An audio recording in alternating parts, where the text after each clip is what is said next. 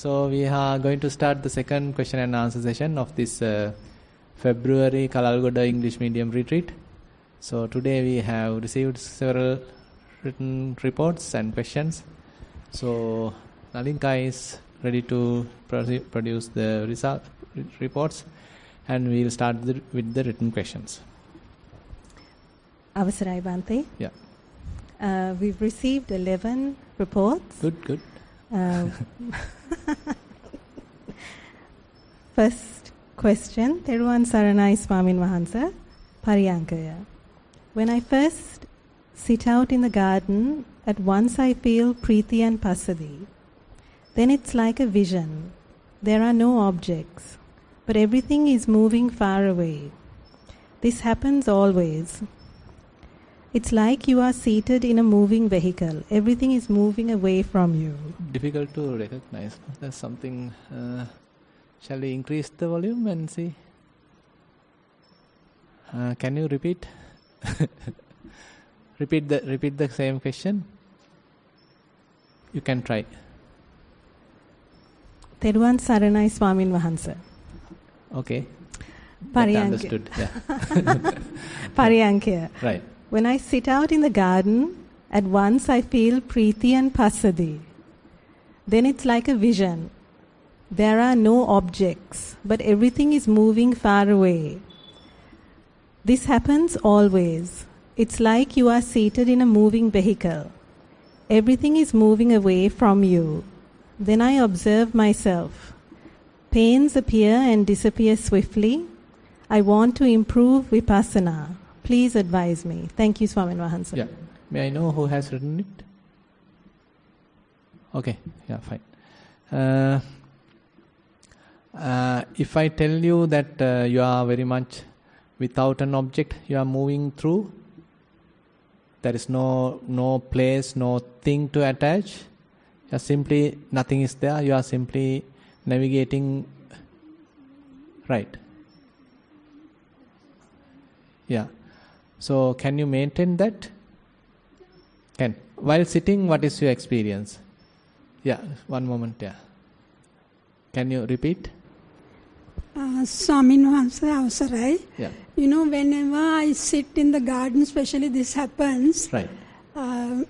So, when I sit, at once I feel that Preeti and Right. Passaddhi. Mm-hmm. So, then this vision means, you know, there's nothing, but I feel that now when you are in a train, that everything moves away. Right. But there are no objects or anything. Right. But I feel that it moves away from me. Right. So while walking, what is the status? Walking, I can feel the roughness of the sand, and Right. sometimes my mind goes. But especially I can't clarify anything with but it just disturbed, but it comes back. Comes back. In general, how about your, mind wandering? Is it less wandering or Less wandering. Even outside the meditation? Yeah, less wandering. Less wandering? Less proliferation? Yeah. Okay. I think you can continue, because the only thing is I need to verify whether you, reached this state through kind of a samatha concentration, or you went through sort of a vipassana. So that's what I want to verify. Swamin Wahansa, earlier I used to this practice samatha. So then this Preeti Passaddhi, then samadhi also I felt. But then I learned that vipassana is needed. That's why I used to come here. Right. So samatha also, after that, when you expect this to happen, it doesn't happen. Right. Okay. So now, before you experienced this, what were you doing? Now you have mentioned that tranquility and everything is happening. Before that, what was your kind of training that you went through? I went through samatha. Samatha. So then now I don't. Even today? Even today, you went through samatha? Samatha, I sat and then I don't have to think. Just after sitting, this happens? Yeah, this happens. Vitakka, vichara or anything, nothing. I don't. At once I get the feeling, the Preeti and Passaddhi. Are you practicing daily? Not daily, but Not daily. sometimes I do metta. Metta also, when I sit, I feel like that tranquility is there. Right.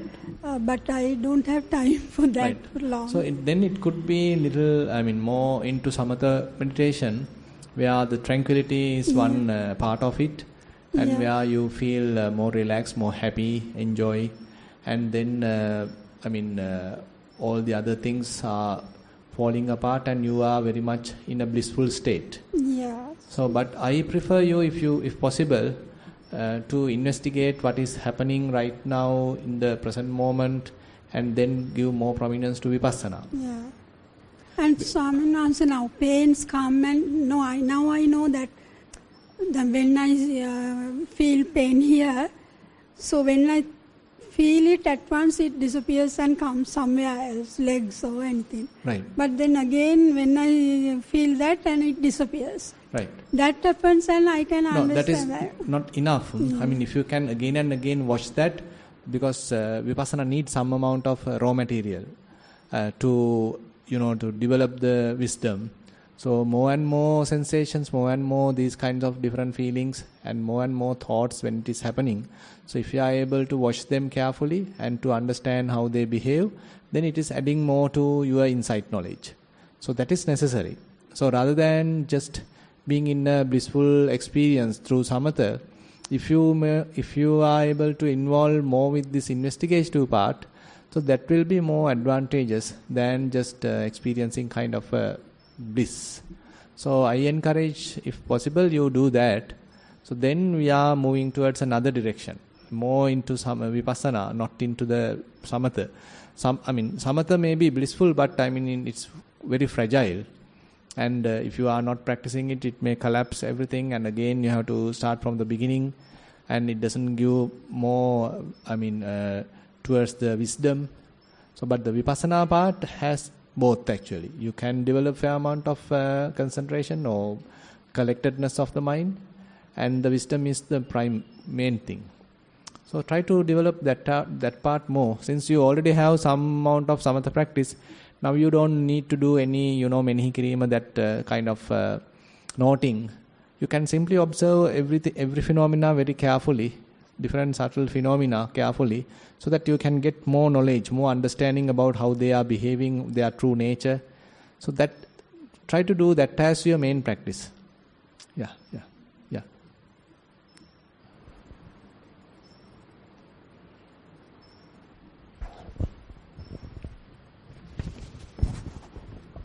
Second question. This is my first meditation retreat. How do you reduce or suppress any discomfort? How do you reduce? Or suppress any discomfort. Discomfort, okay. Or pain that arises during meditation. Right. That's all? Second question. Okay, we'll go to the first question. These are quite common things when we start meditation. Various pains can happen and aches can happen because we are not used to this sitting posture. But slowly you get seasoned to that. So for the time being, you can use various, pillows and all these cushions, everything as a support. By the way, at least spend 15 minutes at a stretch, because if you are frequently changing your posture, adjusting yourself, then it is a little disturbing. But if you can, at a stretch, if you can spend 15 minutes and then do the adjustment, then at least much better. And when you are doing the adjustment, don't do it abruptly, don't do it quickly, but carefully do it while being mindful. So if there is kind of a pain available at particular place, just keep your attention there and slowly move the leg, for example. And then you are doing it also mindfully, then there is no harm. So likewise, the beginning, so all these different problems are there coming through the body, because body is not yet supporting. But later it starts giving some support. And the other thing is that in the morning, what's your name? Amodita didn't. So if you do more into yogic exercises, that also has a significant effect, because it gives you more flexibility. And the body become more flexible, and you can maintain your posture for a considerable period of time. So that's why these exercises are also quite useful. And after the exercise, if you sit, that will be also very helpful. Say, for example, if you are continuing half an hour yoga exercises, for example, and rather than giving it up after 30 minutes, now you start your sitting session. It will be a more advantageous way, because then your body is more flexible, more mobile, and then you are capable of continuing your practice further, and it will be more successful. So therefore, don't just do yoga. After yoga, try to do a sitting session as well. I find it difficult to control and focus my thoughts and mind during meditation. What steps should I take before and after meditation to improve this? No, actually, immediately we can't control thoughts, and that is not the idea. So it is well understood, okay? I mean, the mind is playing and we have no option. But the point is, rather than immediately trying to handle thoughts, now try to pay attention towards the body. So that's why the walking sessions, say Anapanasati, all these are helpful to bring your attention towards the body. So it's a kind of a strategy that we are using, because immediately we can't handle the thoughts, because thoughts are more tempting and deceitful. So if you are going to watch thoughts, you will be sort of absorbed to that, and you start driven by thoughts, fooled by the thoughts, even tricked by the thoughts. So the method is, strategy is, so more and more you are paying attention to your body, keeping your more concentration towards the body, developing more awareness towards the body, and say especially kind of a process like rising and falling process, breathing process, walking process. All these are some bodily processes available, and they are continuously happening. And again when you are paying more attention to them, what happens is you forget pumping your energy to these thoughts. So later you may understand, okay, walking happens, quite natural, and mind is quite restful and less thoughts. But you are paying more attention towards your experience happens your, say, below your knees, to your movements, sensations, etc. So that way it's a kind of a method to calm down your thoughts, thinking, and ultimately paying more attention to bodily movements. And through that you are developing fair amount of mindfulness, fair amount of clear comprehension. Later, automatically your mind will be sort of apparent to you.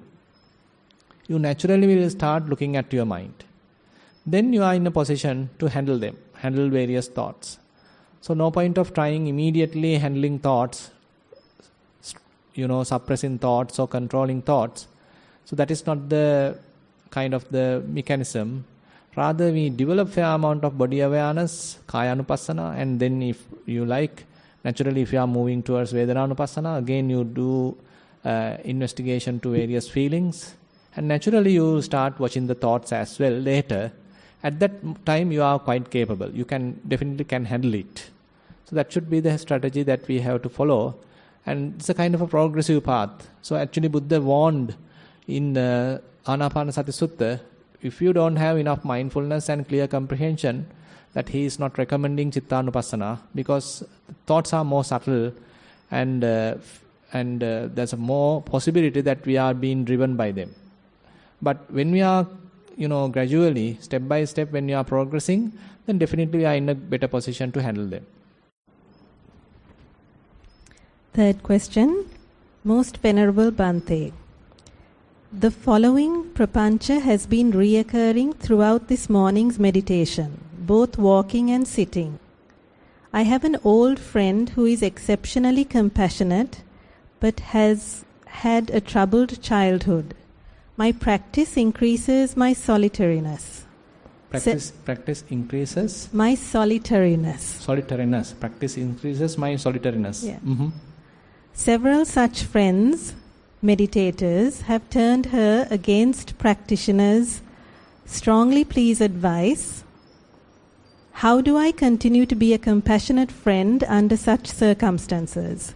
As a practitioner, one can let go, but risk being cruel at a time when one is needed the most. How would the Buddha advise? Much merit. Mm-hmm. Okay. So that is actually the Buddha mentioned the wisdom and the compassion has to be balanced. So if we are simply leading only the wisdom path and we are being quite selfish and we only take care of ourselves, then we are not compassionate. And on the other hand, if we only compassionate, we are not looking after ourselves, then it is you become more emotional. So how to balance our emotional side, empathetic side, as well as maintaining kind of a wisdom side. So this, we can't have a kind of a strong one formula every day. Depending on every instance, we have to do this balance. So dynamically, it has to be balanced. So you have to, it's case by case you have to handle. You can't say as a kind of a common formula, common rule for everything. Rather, it depends on the case by case. Say, for example, you are in a better position, for example, and you are developing fair amount of Vipassana, and now you can handle a fair amount of problems. Your mind is quite stable, and even certain, problems happen, still you can quickly recover yourself, and that indicates fair amount of resilience is available with you. That means you are now somewhat stable. Little you can help. You can start helping and, involve with, if others are requesting some help, your company, your, advisors or your association, then no problem, you are capable of doing that. But on the other hand, if you still just beginning, so you are also just beginning and still don't know how to handle things, and you sometimes also become emotional and you are being driven by various defilements and less control about your practice, not yet confident, then not a suitable idea. Because, for us to, while being,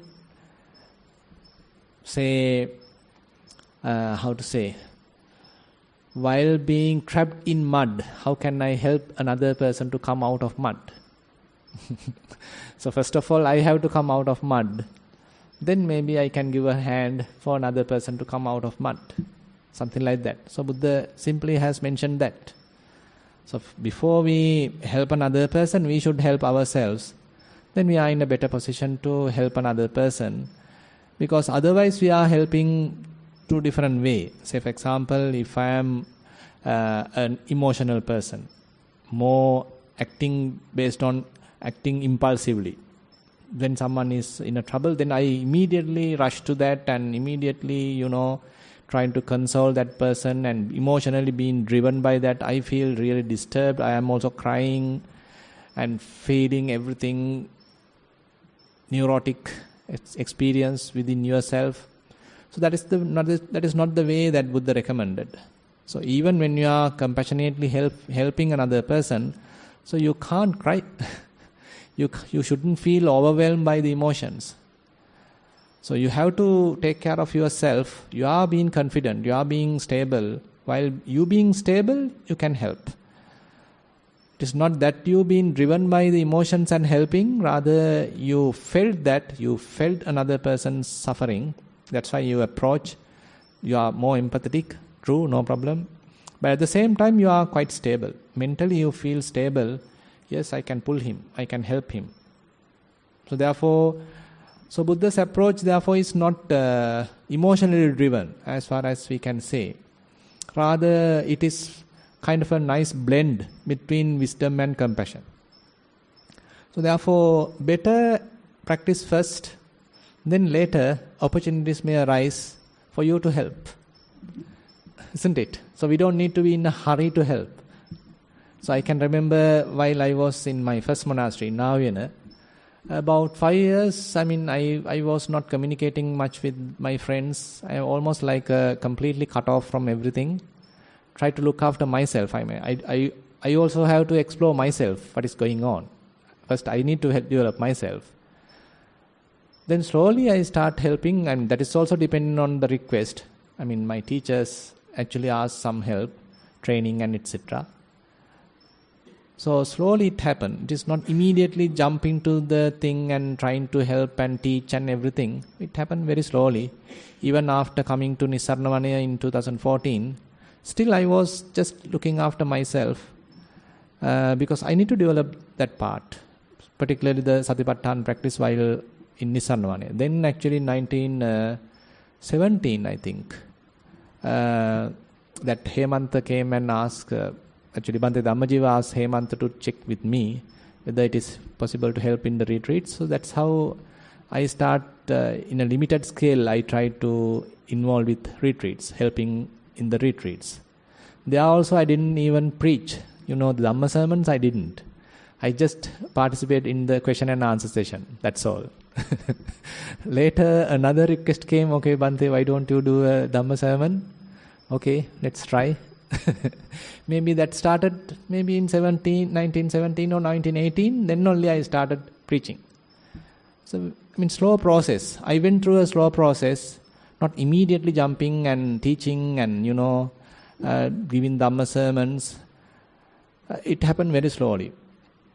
And I felt that is more helpful, because otherwise if we are occupied with so many things, while we being quite vulnerable, and we sometimes have to face different audiences, different people, and then I feel more, say, emotional and emotionally driven, and I being shocked by various incidents when I am hearing, then really can't help.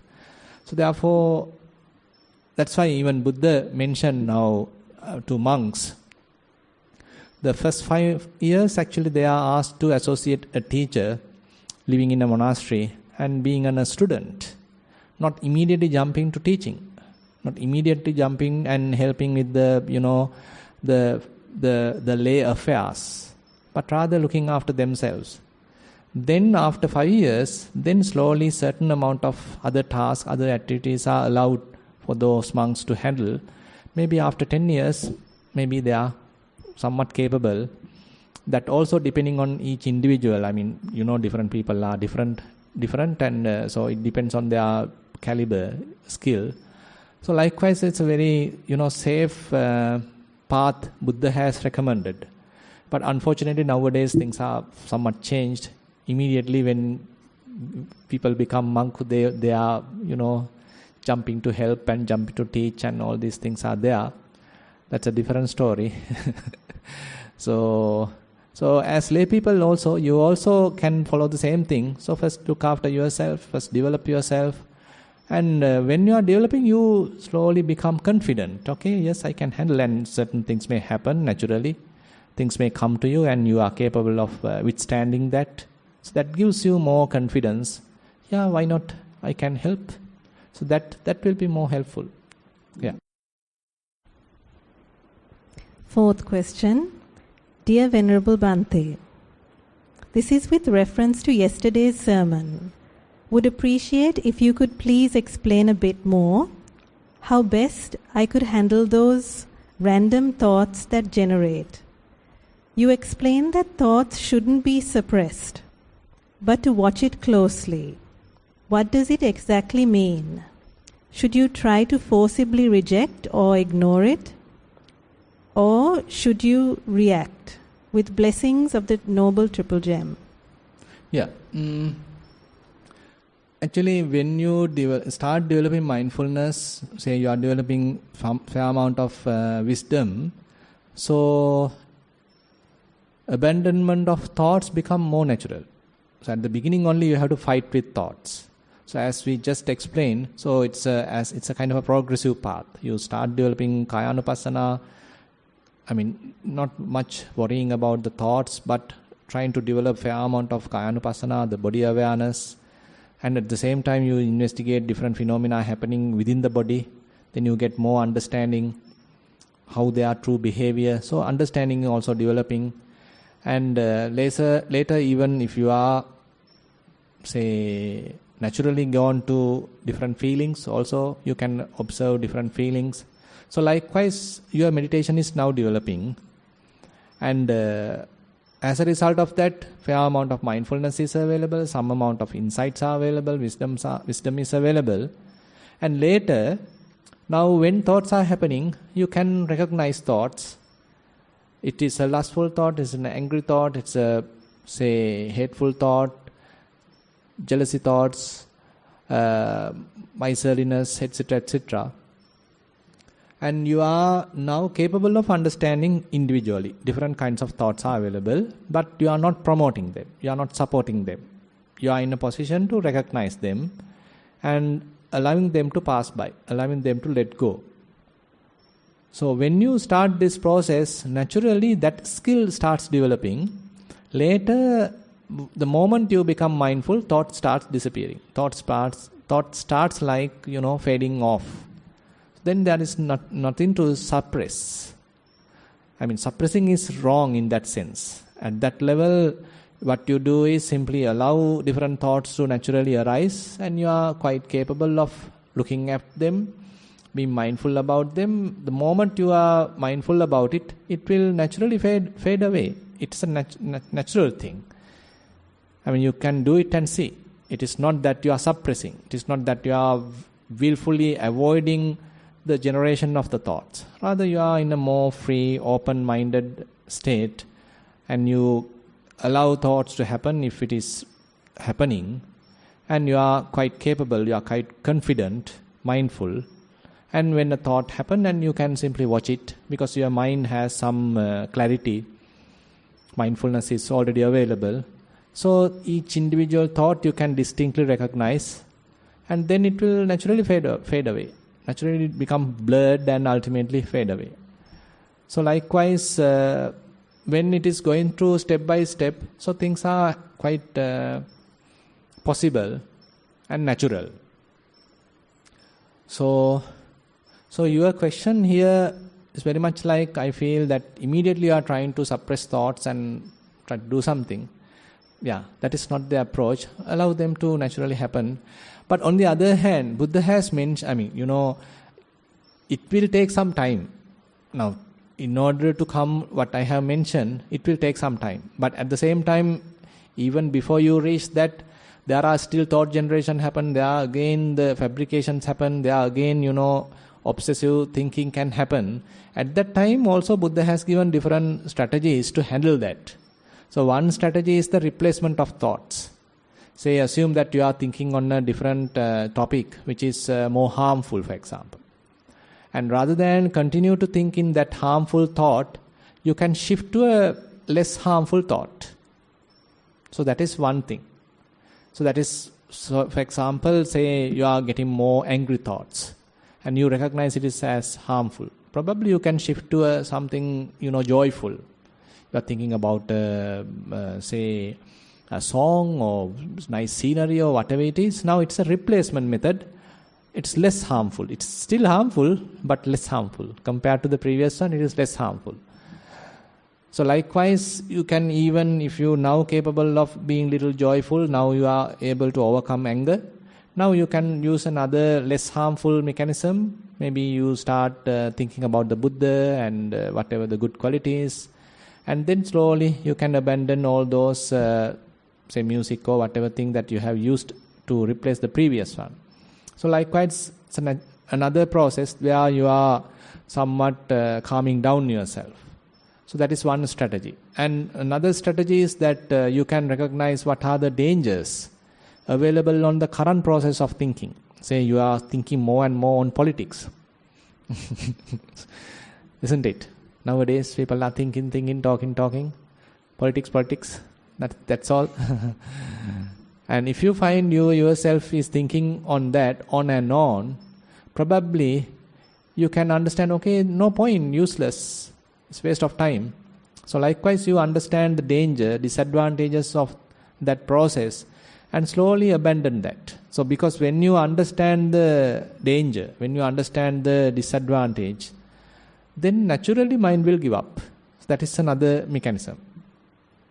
Another method Buddha mentioned is to look at the previous state. Now assume that now mind is in an obsessive level of thinking.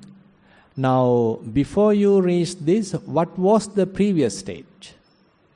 Now we are looking at the previous stage of the thought process.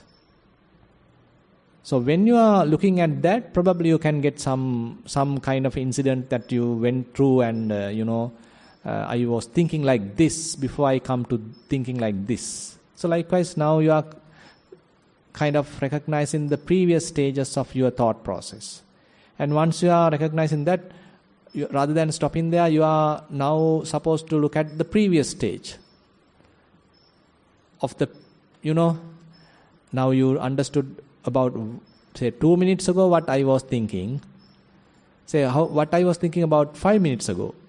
So likewise, you are, going to the source slowly. Then ultimately what happened? If you do like this, thinking may stop. Because we are not promoting the obsessive part. Because how we are promoting is the end result. We are being, quite happy about the end result, and we are enjoying that, and we being driven by that. So we are pumping more energy and more thinking. And again, the new result, we are happy, delightful, and again pumping more energy, more thinking. But instead doing like that, now we are doing the opposite. We are going to the previous thinking. What I was thinking 1 minute ago, what I was thinking 2 minutes ago, what I was thinking 5 minutes ago. So likewise, now we are turning in a different way. So that prevents you being supporting thinking. Now you are actually using kind of a yoniso manasikara, kind of an investigation. Why is investigation towards the thinking process? That can really calm down yourself. Actually, it weakens the thinking process. So that is another strategy available. So likewise, several strategies are available before you reach, some amount of mindfulness or develop mindfulness practice, Chittanupassana. Still, you can use these different methods to calm down.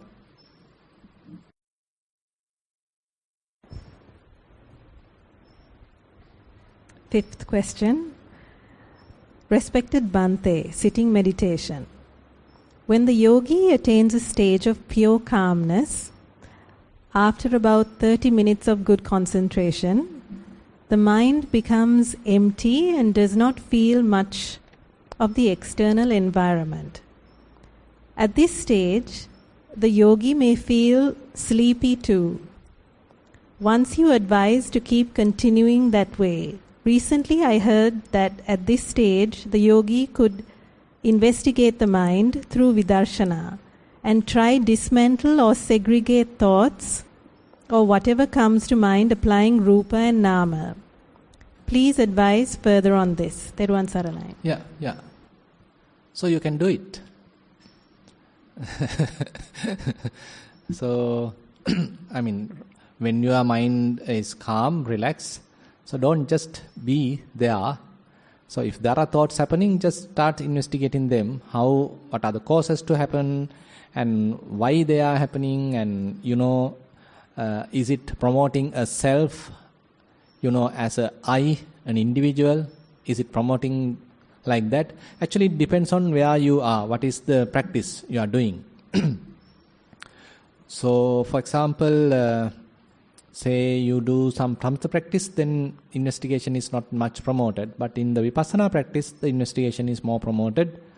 And again, say you are capable of relinquishing everything, as we discussed on last Dhamma sermon. Say if you are coming to a state where mind has abandoned everything, relinquished everything, so nothing to hold. At that time, you have to relax actually. So that's why it depends on where you are in your practice. So it is not a single answer, therefore we have to give. It depends on where you are. May I know who has written the question? Yeah. So it depends on where you are. So if you feel that, now simply I'm capable of calming down mind. Previously it was so many distractions. Now it is somewhat relaxed. Less distractions. Then probably your mind is somewhat focused, and maybe at that time better do some subtle investigations happening within the body. So assume that now mind is not scattered, not jumping, rather mind is well collected towards the body. So various sensations are able to recognize. Now rather than simply be there, now start recognizing these subtle sensations and do a very refined investigation. So that will develop further amount of wisdom, and so that would be the thing to do. Yeah. Sixth question. Theruvan Saranai, Most Venerable Chandaratana. Walking meditation. Was aware of the first right foot, then left, then each individual step and the different sensations of the choir mat. Noted the higher horizontal weaves of the mat.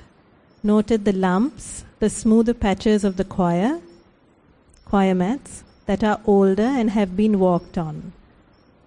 The newer mats hurt more. Observed that periodic thoughts crossed the mind. They were of mundane, day-to-day, insignificant events. Once or twice I noticed myself observe the state of my mind. The mind seemed at peace, irrespective of the contents of the thoughts. However, at one point I observed sadness when a thought on the state of the country arose, and I became aware of how dangerous and precipitous the political and economic situation is. Notice this as bhava tanha and let it go. Sitting meditation, anapanasati. Sat down to observe the breath and noticed that it was immediately calm, barely noticeable, almost as if I was not breathing. Noted tiny movements of the body, such as muscles settling down, a vertebrae sinking, minute movements deep within the body. Noted thoughts come and go of mundane, unimportant events from the recent past. Noticed a toe twitch to the rhythmic sound of a fan turning. This keeps happening as though I am latching on to every rhythm. If there is no other sound, then I observe that it twitches to an imaginary tune, or then the heartbeat. Theruvan Saranai Swamin Wahansa. Yeah, you can continue. Things are happening well. So, you understood what the content of the thoughts, what are the patterns, and understood their danger, everything. So it's a matter of continuation. So more and more come back to yourself. Be aware of what is happening within your body. And then you can actually discard all this thinking. Because if you are able to maintain a relaxed, silent mind and do the investigation, that will be more productive. Because what happens is when you do a little bit of investigation, there may be thought provocation, and if you are driven by thoughts, then again you lose your concentration. But rather than driven by those thoughts, if you are able to abandon those thoughts and maintain the silence and do the investigation, that will produce more, say, insights. And another say drawback, or rather say obstacle, is when I think in the previous report.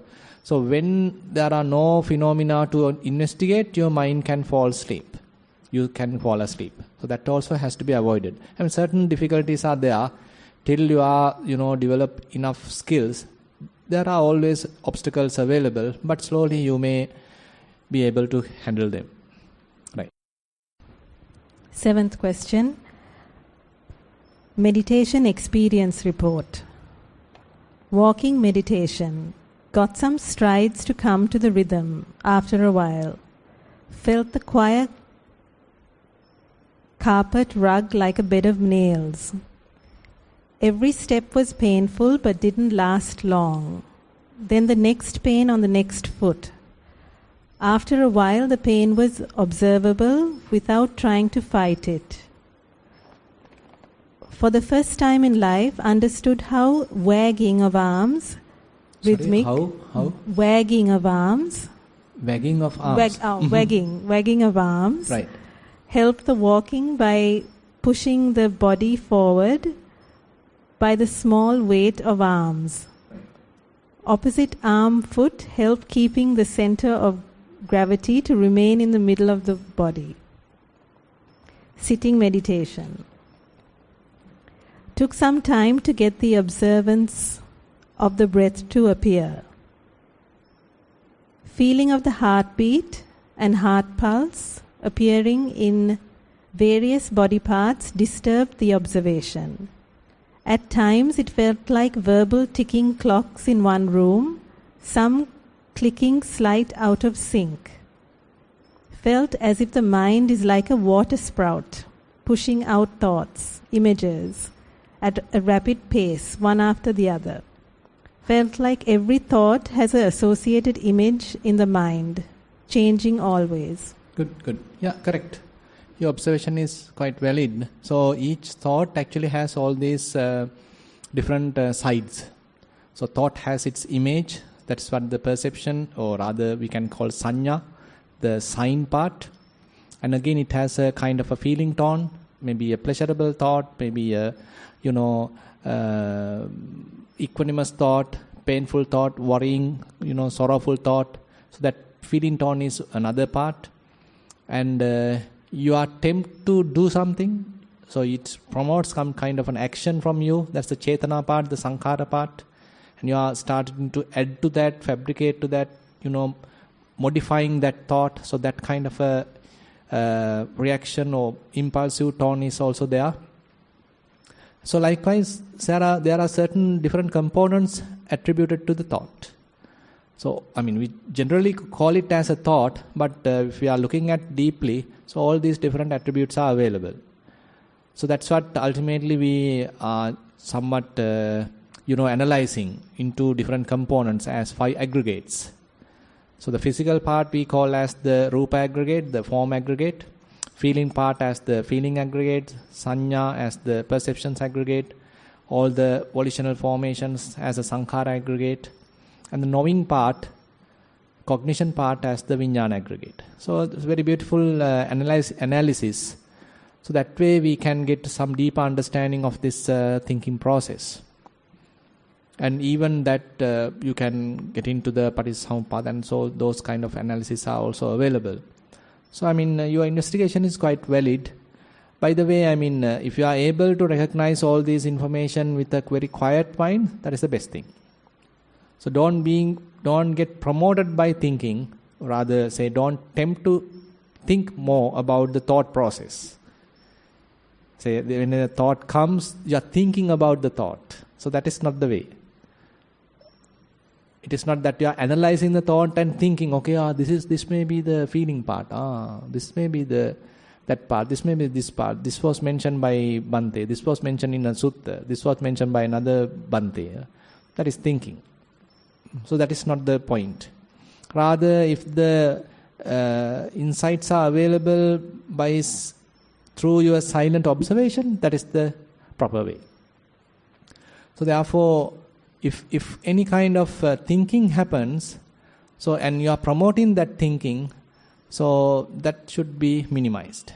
So it's a silent observation. So through the silent observation, you are still capable of understanding very subtle aspects of even in the thinking process. So that's what it seems like you have done that properly.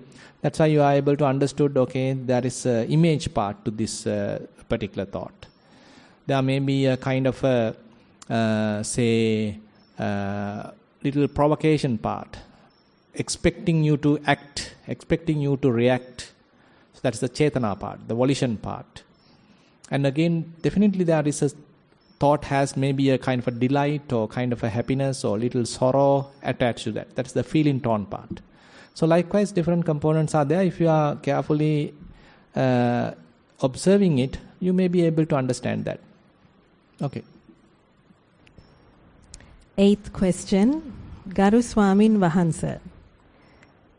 සිතුවිලි නැති වී කිසිවක් උපාදාන නොකර ඉන්න අවස්ථාවේදී හිස් තැනේ සිටින විට ආනාපානයට සිත යොමු කළ විට හුස්මද දැනෙන්නේ නැහැ.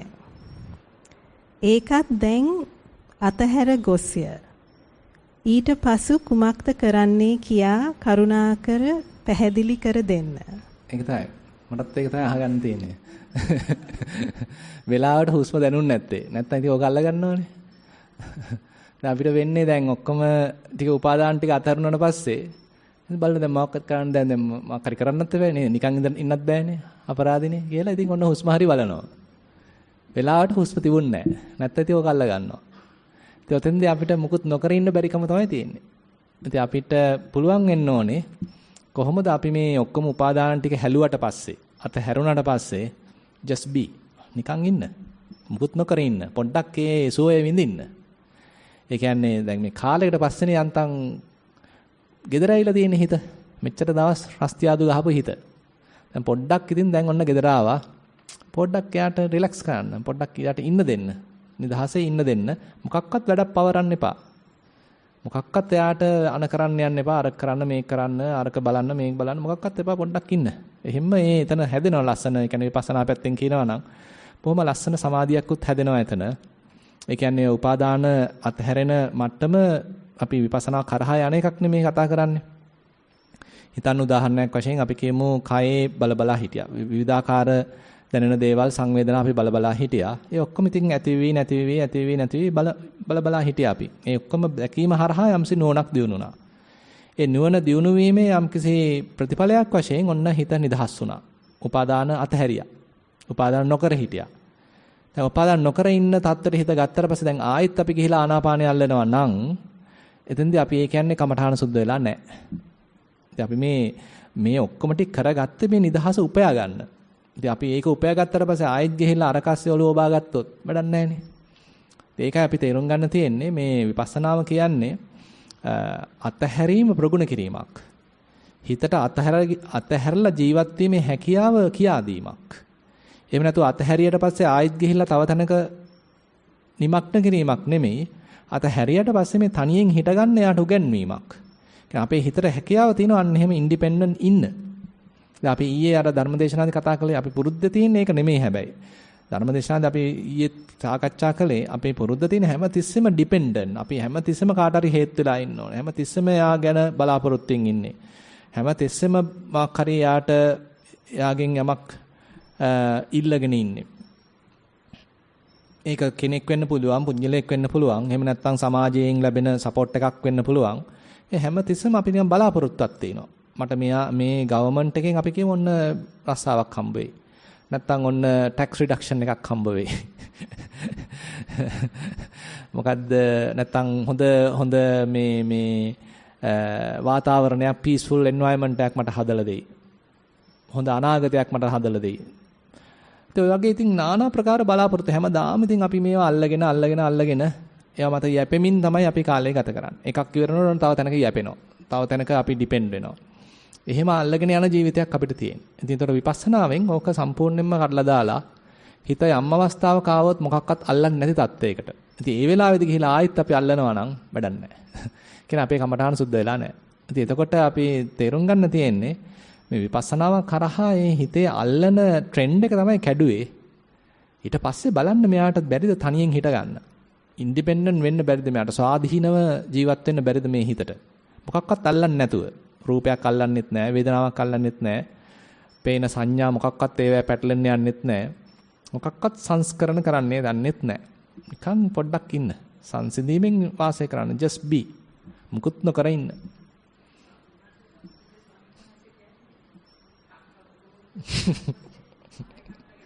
ඒකනේ.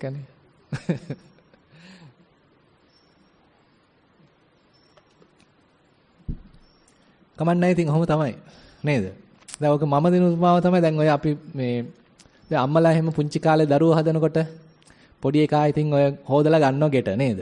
හවස් වරුවේ හිතන්නකෝ දැන් පොඩි ළමයා එළියට ගිහලා වැලි අත ගන්නවා, මඩ අත ගන්නවා, ළමයි එක්ක සෙල්ලම් කරනවා. ඉතින් ඔක්කොම මඩ ගාලා අර මොකද්ද ඒ කියන්නේ නාවර පෙරාගෙන ඉන්නේ නේද? ඊට පස්සේ ඔන්න හොදලා යනවා ගෙට. දැන් මේ හවස් වරුවේ. ඉතින් පොඩි එකාට තේරෙන්නේ නැහැ නේද? ආයිත් ගිහිල්ලා වැලි අත ගන්නවා. නේද? ආයිත් ගිහිල්ලා අර මොනා හරි තියෙන ජරාවක් අත ගාලා ආයිත් ශ්‍රී ලංකාවට යනවා. දැන් අම්මා මොකද කරන්නේ? ඕන්නේ ඔහොම හිටහන් එන්න එපා ගෙට. එහෙම කියනවාද නැත්නම් මොකද කරන්නේ? ආයිත් හොදලා ගෙට ගන්නව නේද? ඉතින් අම්මනේ. තමන්ගේ දරුවානේ. ඒක තමයි ඉතින් අපිටත් කරන්න තියෙන්නේ. හොදලා ගෙට ගත්තට පස්සේ යන්නේ නැත්නම් ආයිත් අල්ලන්න. අම්මා ගිහිල්ලා ආයිත් දානවා දෙලියට. දැන් ඕගොල්ලෝ දැන් මේ ආනාපානට දානවා කියන්නේ අන්න ඒ වගේ වැඩක්. දැන් මේ හොදලා ගෙට ගත්තා. මොකක්වත් දැන් අල්ලන්න දෙන්නේ නැහැ. දැන් ලස්සනට දැන් ඔන්න පවුඩර් ටිකක් එහෙම දාලා දැන් ඔන්න පුටු උඩින් තිබ්බා.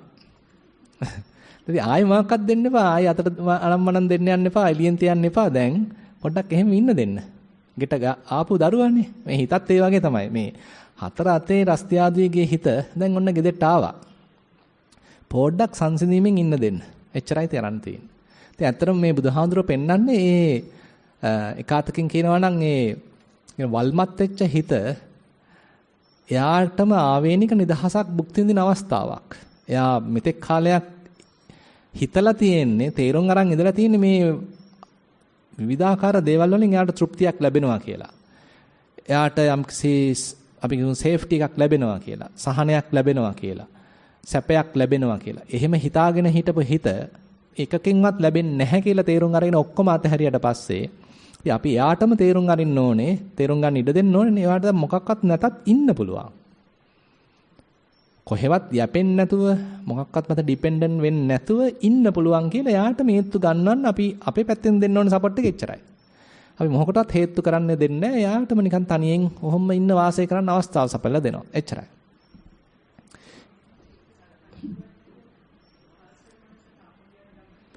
කියන්න පුළුවන්. ඔව්. ඒක තමයි. දැන් අපි නිකන් අර තිබුණේ මලකට බැඳිච්ච මනසක්. ඒකේ හෝරලා අයින් කරා මලකඩ ටික. දැන් ආයෙත් අර පිරිසුදු මනසක් උත්පාදනය වුණා. ඒක තිබිච්ච පිරිසුදු මනස කියනකට වඩා අපේ කරපු විපස්සනාවක් කරහා, ජීුණු කරපු නුවණක් කරහා හිත පිරිසුදු භාවයටපත් වුණා. ඒ පිරිසුදු හිතේ හැකියාවක් තේනවා තනියෙන් හිට ගන්න. පිරිසුදු හිතේ හැකියාවක් තේනවා නිකන් ඉන්ඩිපෙන්ඩන්ට් වෙන්න, ස්වාධීන වෙන්න. ඒ ස්වාධීන වීමේ හැකියාව තමයි යාට පොඩ අපි කියලා දෙන්නේ. නැත්නම් ඒ ස්වාධීන වීමේ එයාගාව තියෙන කුසලතාවය තමයි යාට මේ හේතු ගන්නවන්නේ. එයාගාව ඒ පොටෙන්ෂල් එක තියෙනවා. පිරිසුදු හිතක පොටෙන්ෂල් එකක් තියෙනවා තනියෙම ඉන්න. මොකවත් ගා ගන්න නැතුව ඉන්න. යැපෙන්න නැතුව ඉන්න. දැන් අපිට දැන් මේ ලංකාවට වෙලා තියෙන පොටෙන්ෂල් එක දන්නේ නේද? ඒකනේ අපි හිඟා කන්නේ. මෙච්චර රිසෝසස් තියාගෙන අපි හිඟා කන්නේ අපි දන්නේ අපේ තියෙන පොටෙන්ෂල් එක. අපි හිතටත් අපේ හිතවලටත් ඔච්චරමයි තියෙන්නේ. අපි දේවල් ඉල්ල යනවා. අපි ගාව තියෙන පොටෙන්ෂල් එක අපි දන්නේ නැහැ. ඒකයි ප්‍රශ්නේ. හරි. Ninth question. Theruvan Saranai Venerable Bhante.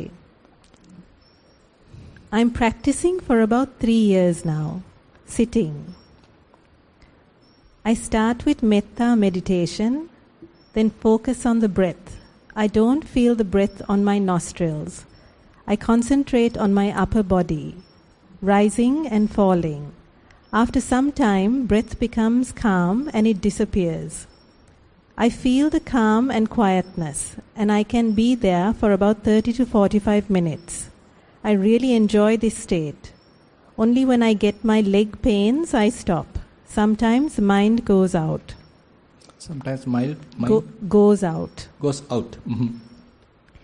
Walking, I focus on my foot.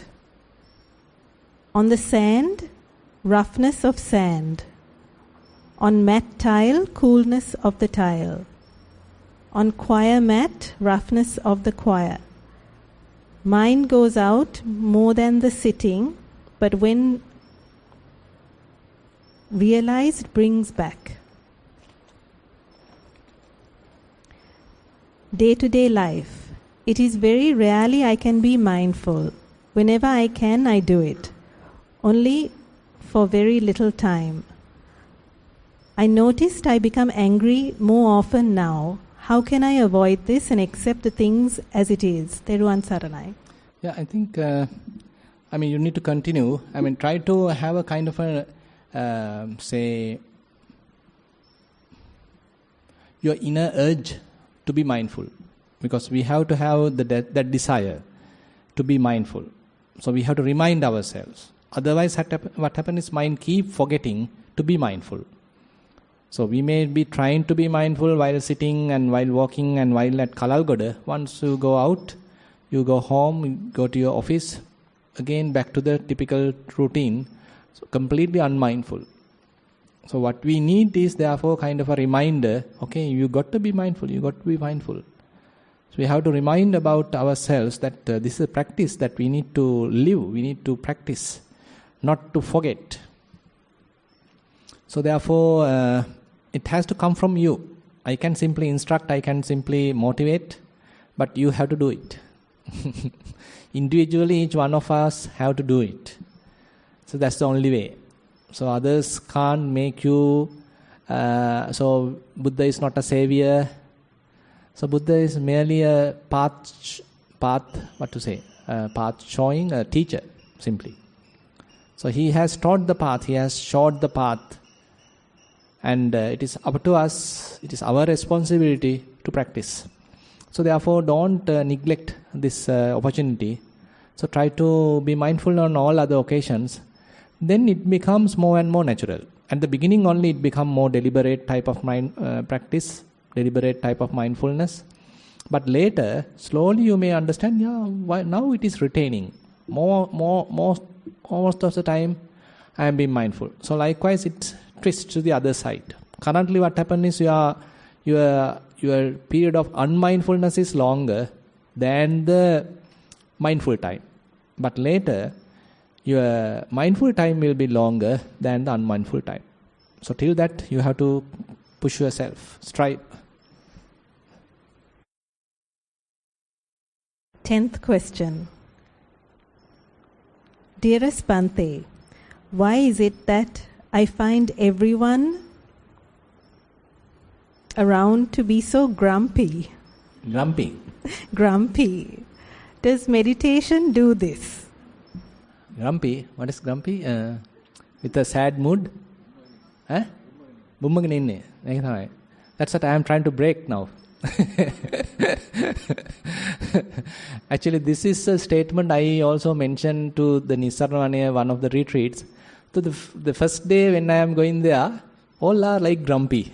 Because they are coming with all the questions now, all the problems, political problems, this and that. So many things, heads are very heavy. But maybe during the Q&A session, I do a little bit of jokes and all. Next day, one day is needed to calm down everything.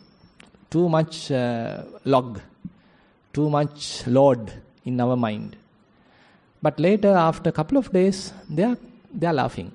They are with a smile. What to do? Because actually the meditation is that side. It is not that we are in a very serious, a grumpy mood. Rather, it has to be a very relaxed mood. You are enjoying. Each and every moment you are enjoying. Then you are in a good path. That's why, even in meditation, don't keep too much expectations. Rather, live this present moment. Just enjoy this present moment. So then you will achieve what you need. All your aspirations may be possible when you are fully living the present moment, enjoying that, and even in the Vipassana you are investigating that. So the investigation will produce wisdom, and that will take you to the next stage. It is not that you are going to the next stage. Rather, each and every present moment experience is adding moment by moment.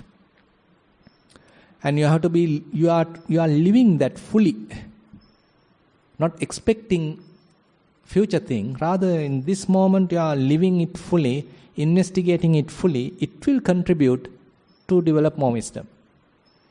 So ultimately, when it comes to a kind of a higher level, say kind of a culmination, it will give you another experience. So likewise. So that's why we need to enjoy in that sense. So that's why even during the sitting session, I am sometimes telling, while you are sitting, have a slight smile. So don't be in a kind of a kind of a really sad and really serious mood. It doesn't help. Buddha mentioned, Sukhino chittang samadhyati. Simple as that. So if you are even expecting some kind of a concentration, it will only happen your body and mind feel comfortable, feel happy, not unhappy. So sometimes people are stressed because of meditation, taking the things completely wrongly. So meditation is there for us to reduce stress, all the different tensions, all your loads of thinking, proliferation, imaginations, drop everything. So meditation, that's why we need to remember, it's a very, we have to relax ourselves and simplify our mind. The simplified mind will take you to the profound understanding. Not a very complicated and a heavy kind of mind will take you to the profound understanding, but a very simplified, innocent, living in the present moment, understanding, that will take you to a more profound understanding. Okay, that's okay. There's more questions in that. How do we know when we are making progress in our meditation efforts? Can meditation lean upon our karma? Lean upon our karma. Yeah. So actually the karma will change, definitely. So as you meditate, you will understand different scopes or different dimensions of karma, how we are contributing to karma. Unknowingly we are promoting certain bad karma. What are the trends that we are unknowingly even promoting? So we start having a better understanding about the operation of the karma. Say for example, say you are getting a kind of a past memory, kind of an incident. Say someone has done something harm to you, and you are kind of maintaining kind of a revenge. Again and again those revengeful thoughts are happening to you. So what are you accumulating? What are you accumulating? You are accumulating karma. Instead has happened, but you are maintaining a grudge, you are maintaining kind of a revengeful thoughts. Again and again you are promoting that. Instead has happened only for say a couple of seconds, but how many times you are thinking about it? More and more you are adding karma. It's kind of very, sad situation. So we are harming ourselves, then that person has harmed us by repeating the same, different, those worrying and revengeful thoughts. So likewise, when you do kind of a self-investigation, so what are these different tendencies happening in my mind? What are contributing more towards the karma? Then you start abandoning all these foolish things. That is how our mind become more relaxed, quiet, lighter, forgiving, and all these things. Because you understand, okay, it is harmful to me. Not to the others, it's harmful to me. And someone has very beautifully mentioned, hate is something you are punishing yourself for someone else's fault. Very beautiful. Hate is something you are punishing yourself for someone else's fault. Akusala samapatti. Exactly. Akusala samapatti. So we are promoting that unwholesome trend in the mind. So that's why as you are progressing in Vipassana, so you are very careful of what you are thinking, what this mind is thinking, why this fellow is thinking. Is it a useful thing this fellow is thinking? So we are looking at our own mind. So I am the creator of my own karma, not another person. Another person can trigger me. Another person can certainly, give kind of a raw material. But I am the one promoting it. I am the one aggravating it. But if I am mindful, if I am wise, then I have a little, somewhat control. So I am not giving kind of a possibility for another person to pollute the mind. If that is possible, great. Yeah.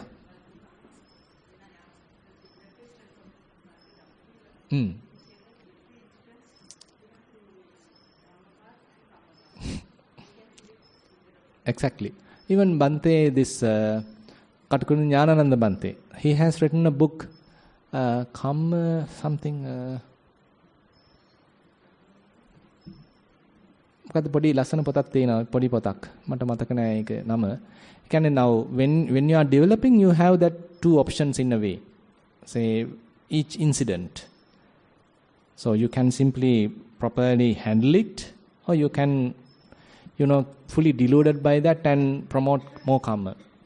And on the other hand, as you are further growing to Vipassana, even through wholesome karma, you are not making a person, you are not making a self.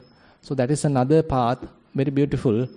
That is where you are going towards the supramundane side. We are not promoting any asavas. In Sammaditthi there are two sides. The first one is based on the kamma. Kammasakata Sammaditthi. Where you are doing good and you are being a good person and you rejoice what you have done. And as a person, as an individual, so you are promoting kind of a goodness. That is necessary. But later in Vipassana, you understand how even through that, you are promoting a self-view. So I want to be a good person. So I have done that thing and I am the one who has done that. So likewise, there could be a self-appropriation, self-promotion happens within you. So even that you understand useless, not necessary. There is no I to be promoted. There's no self to be promoted. So that is a kind of later understanding, kind of a beautiful understanding that Buddha teaches as you are further continuing in the Vipassana path. So that very much reduces the karma generation. Now you are very much like recognizing a path where there are no karma formations. You are simply living, but no purposeful generation of new karma. That's why to the Arahants it is mentioned. What's that in the Ratana Sutta, the last verse? Sorry? Not that. Khinam Puranang Navang Natti Sambhavang. So you see how very beautiful, when you are simply saying these verses, Ratana Sutta, did you recognize that meaning? Khinam Puranang. So all the past karma has, expired like. Khinam. It has gradually extincted. Navang Natti Sambhavang. There is no new generation of karma. Navang Natti Sambhavang. Viratta Chitta Ayatike Bhavasming. So they are living with a mind which is not generating any kind of defilement. With a pure mind, they are living. Viratta Chitta Ayatike Bhavasming. Te Khina Bija Avirul Chanda. Te Khina Bija. So they have abolished the seeds of new birth. Te Khina Bija. So Bija typically refers to the Vijnana. Vijnana is the one like a seed going from one life to another life.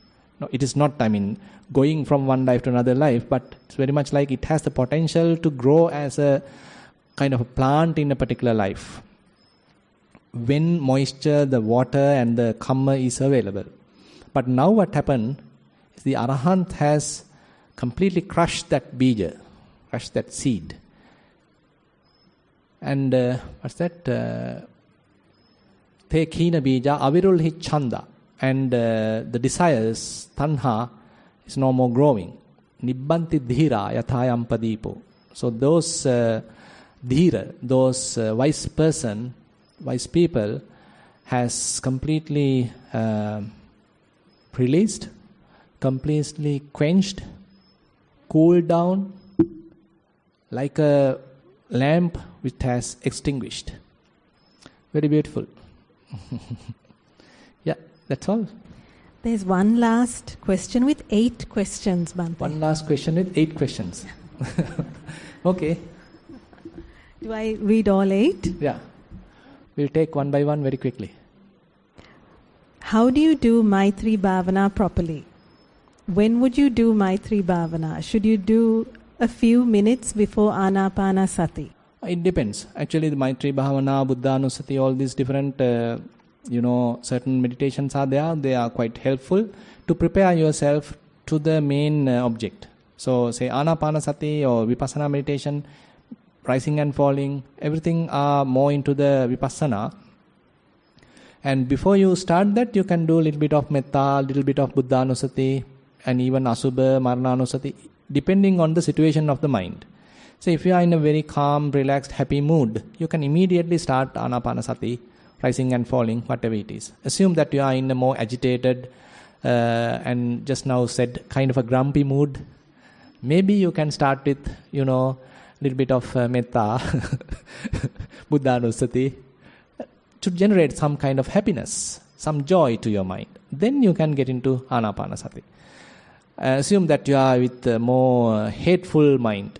Then you can do a little bit of metta again to relax yourself, calm down. Then you can start anapanasati. So therefore, depending on the state of the mind, you can do metta, buddhanusati, marananusati, etc. And again, limit it to a limited time, say 5 minutes, 10 minutes, something like that, and try to spend more time with the main object, say anapanasati or rising and falling or investigating different phenomena. So that is the one that you have to be more involved with. Where do you keep your focus when doing Maitri Bhavana? Do you think of a place, persons you're thinking of? If you say Me Rate Nagare, do you think of the Rata Nagaraya?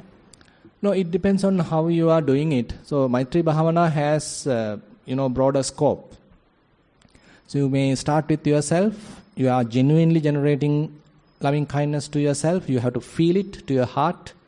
And then you may be selecting a person that you respect, the same sex person, where to that person also you are trying to generate the same amount of genuine metta from you. And then you are taking another person of the, same kind of respectful person. So likewise, we need to little bit of train our mind to generate metta. And slowly, when you are capable of doing that, now you can take even a person whom you like. To that person also you are generating metta, the same amount. Now you can take even neutral person. Even to that person you can generate same amount of metta. And even later, to a person that you really don't like, even to that person now you can generate metta. So it's a kind of a progressive stage that is involved in the metta meditation. Should you count when doing anapanasati? Like Nauyane Aryadhamma Swamin Vahansa has taught, 1 to 10. Count? Can you repeat? Should you count when doing anapanasati? Count, right? Count. Yeah. It depends. It's not a must. So, if your mind keep wandering, and if the simple noting, say when your in-breath happens, you can simply note it as in. When the out-breath happens, simply you can note it as out. So if this little simple method works for you, then no need to go for counting. Now say you are doing this in-out noting, and even if breath calms down and you understand the method is now working, now you can completely stop even in-out. So remember, the simpler the method, more quickly your mind calms down. Simpler the method, more quickly you can relax. Simpler the method, more quickly you can abandon all the conventional things, and you can come to a more relaxed, less signs, less distortions, less fabrications. So it's you are going to a refined state of mind. Suppose on the other hand, you tried in-out type of noting, it doesn't work, then you can probably try to use counting, probably. You may be counting till 8. That means ashasa prasasa as 1. That inhale, out, exhale as 1. The next inhale, exhale as 2. Next inhale, exhale as 3. So likewise you are continuing maybe up to 8 or 10 maximum. And then you are coming back again to the 1. In between, suppose if there are distractions, you again have to come to 1. But later, if as a result of this practice, if you understand, okay, now it is progressing, mind is calming down, mind is getting concentrated, probably now you don't need to go till 10, maybe you can reduce it to 5. Maybe later you can reduce it to 4.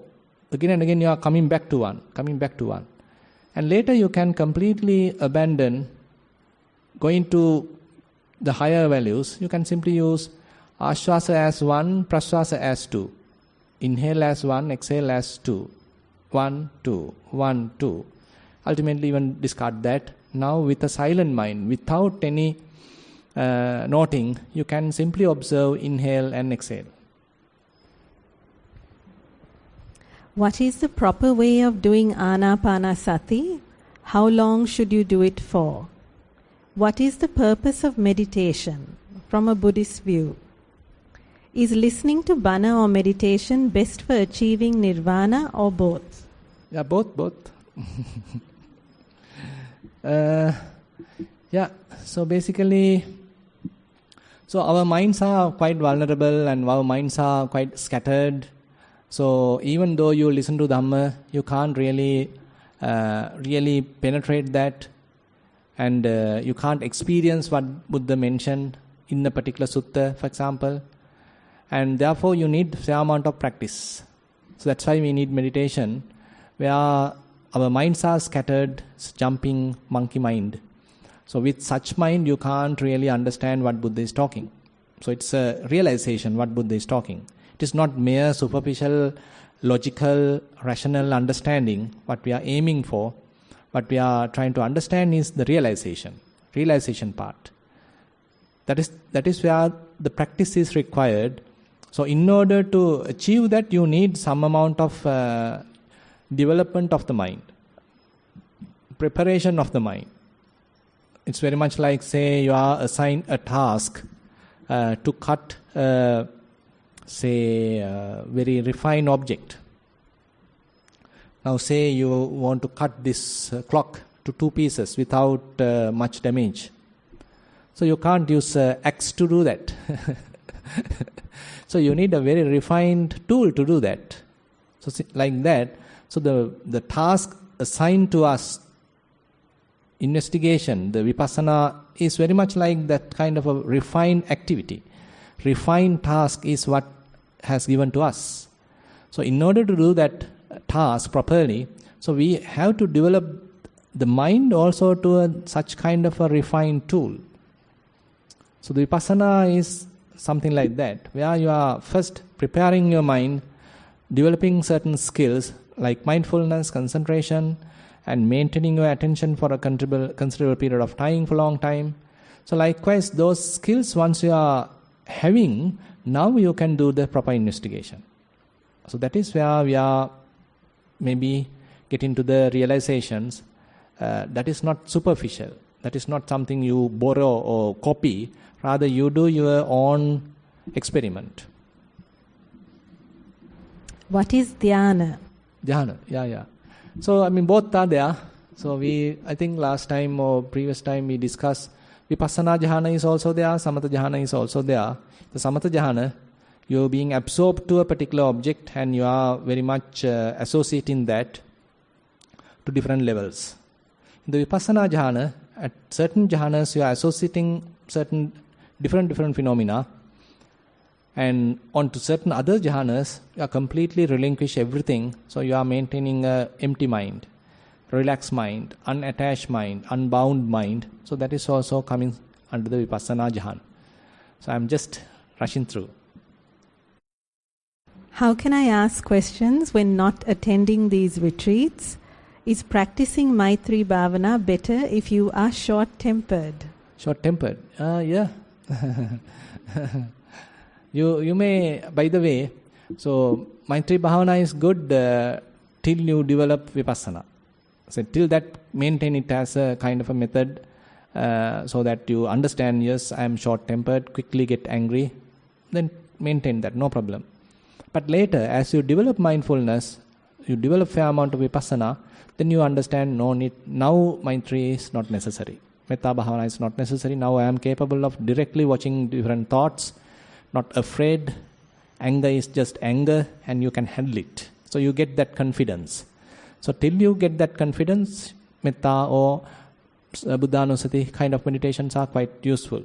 Similarly, even if you are feeling that you are a lustful character, so having a little bit of Asubha meditation with you is quite useful, because still we are not capable of immediately handling lustful thoughts. But later, when you are developing fair amount of Vipassana, then you don't need Asubha, rather you directly confront the lustful thoughts.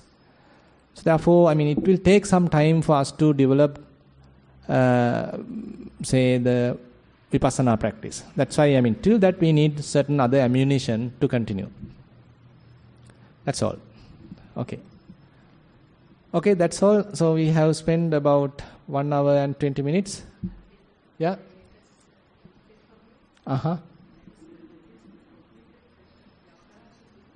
No. Actually, the English one is still continuing. Yeah.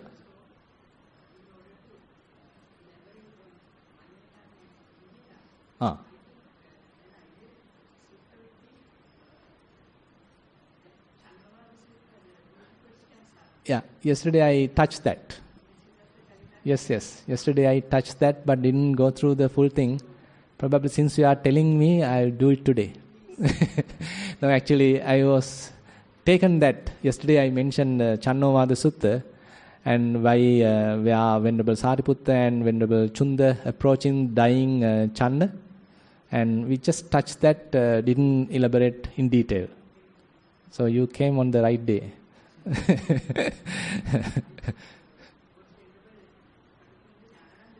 Yes. Explain that. Exactly. Yes. Yeah. Okay, then we'll wind up here and then we'll meet again at 4 p.m. for Dhamma sermon. I don't know, I mean, when will be the power cut today? Any idea? Yesterday I think it didn't happen, no?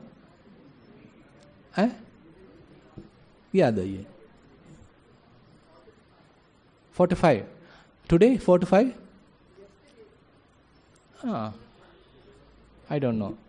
Anyway, we'll start at 4. We'll get electricity anyway. Today, 4 to 5. Not the power cut, Dhamma sermon.